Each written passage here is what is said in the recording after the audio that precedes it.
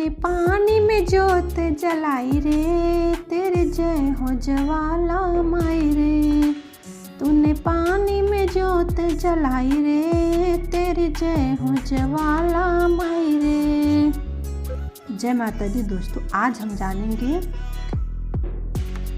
महाअष्टमी महागौरी की पूजा विधि का शुभ मुहूर्त विधि और माँ को कौन सा भोग लगाएं और माँ की कथा के बारे में जानेंगे। चैत्र नवरात्रि अब समापन की ओर है। 29 मार्च 2023 बुधवार को चैत्र नवरात्रि का 8वां दिन है। चैत्र नवरात्रि के 8वें दिन माँ दुर्गा के 8वें स्वरूप महागौरी की पूजा की जाती है। नवरात्रि के 8वीं तिथि का विशेष महत्व होता है। इस दिन लोग कन्या पूजन भी करते हैं। शास्त्रों के अनुसार माँ महागौरी की पूजा करने से सभी पापों से मुक्ति मिलती है। देवी भागवत पुराण के अनुसार नवरात्रि की अष्टमी तिथि को माँ महागौरी को नारियल का भोग लगाने चाहिए। भोग लगाने के बाद इसे प्रसाद स्वरूप वितरण करना चाहिए। माँ महागौरी की पूजा करते समय आपको गुलाबी रंग के वस्त्र पहनकर पूजा में बैठना चाहिए। महागौरी की अष्टमी तिथि का आरंभ 28 मार्च को शाम 7:03 से होगा और 29 मार्च को रात में 9:08 तक अष्टमी तिथि रहेगी। 29 मार्च को दोपहर तक यदि आप कन्या पूजन करते हैं तो आपके लिए उत्तम रहेगा। यदि आप दुर्गा अष्टमी या रामनवमी के दिन कन्या पूजन करते हैं तो इस दिन सबसे पहले उठकर पूजा स्थान को अच्छे से स्वच्छ कर ले और माँ दुर्गा की पूजा कर ले और इसके बाद पूरे विधि विधान के साथ पूजा में बैठे। फिर कन्याओं को अपने घर में आमंत्रित करें। माना जाता है कि 2 से 10 साल की कन्याओं को भोजन कराना उत्तम रहता है। कन्याओं को पूरे आदर के साथ आसन पर बैठाएं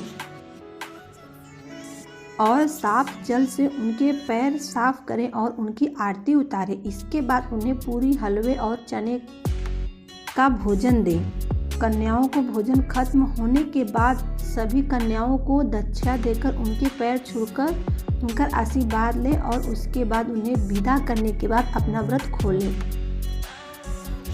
चलिए अब सुनते हैं महागौरी की कथा सुनने से पहले कथा में आप खो जाए इससे पहले हमारे चैनल को सब्सक्राइब अवश्य कर लें।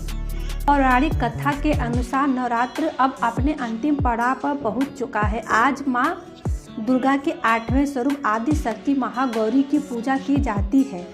8वें दिन की पूजा देवी के मूल भाव को दर्शाता है। देवी भागवत पुराण में बताया गया है कि देवी माँ के 9 रूप और 10 महाविद्याएं सभी आदि शक्ति के अंश और स्वरूप हैं, लेकिन भगवान शिव के साथ उनके अर्धांगिनी के रूप में महागौरी सदैव विराजमान रहती है। इनकी शक्ति अमोघ और सज्ञ फलदायिनी है। महागौरी की पूजा मात्र से सभी भक्तों के पाप धुल जाते हैं और यह व्यक्ति अक्षय पुण्य का अधिकारी हो जाता है। ज़्यादातर घरों में नवरात्रि के अष्टमी तिथि के दिन कन्या पूजन किया जाता है। वहीं कुछ लोग नवमी तिथि के दिन कन्या पूजन करते हैं। शिव पुराण के अनुसार महागौरी को 8 साल की उम्र में ही अपने पूर्व जन्म की घटनाओं का आभास होने लगा था। उन्होंने इसी उम्र से ही भगवान शिव को अपना पति मान लिया था और शिव को पति रूप में पाने के लिए तपस्या भी शुरू कर दी थी। इसलिए अष्टमी तिथि को महागौरी के पूजन का विधान है। इस दिन दुर्गा सप्तशती के मध्यम चरित्र का पाठ करना विशेष फलदायी माना जाता है। जो लोग 9 दिन का व्रत नहीं रख पाते हैं वे पहले और 8वें दिन का व्रत कर पूरे 9 दिन का फल प्राप्त करते हैं। देवी भागवत पुराण के अनुसार देवी पार्वती अपनी तपस्या के दौरान केवल कंदमूल, फल और पत्तों का आहार करती थी। बाद में माता केवल वायु पीकर ही तप करना आरंभ कर दी थी।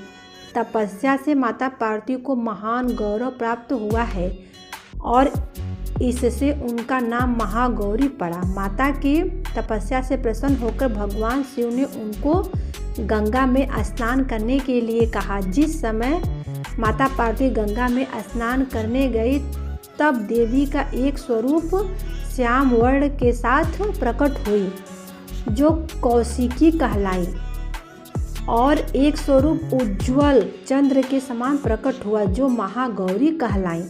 माँ गौरी अपने हर भक्त का कल्याण करती हैं और उनको सभी समस्याओं से मुक्ति दिलाती है। देवी भागवत पुराण के अनुसार महागौरी का वर्ण रूप से गौर अर्थात सफ़ेद है और इनके वस्त्र व आभूषण भी सफ़ेद रंग के ही हैं। माँ का वाहन वृषभ अर्थात बैल है जो भगवान शिव का भी वाहन है।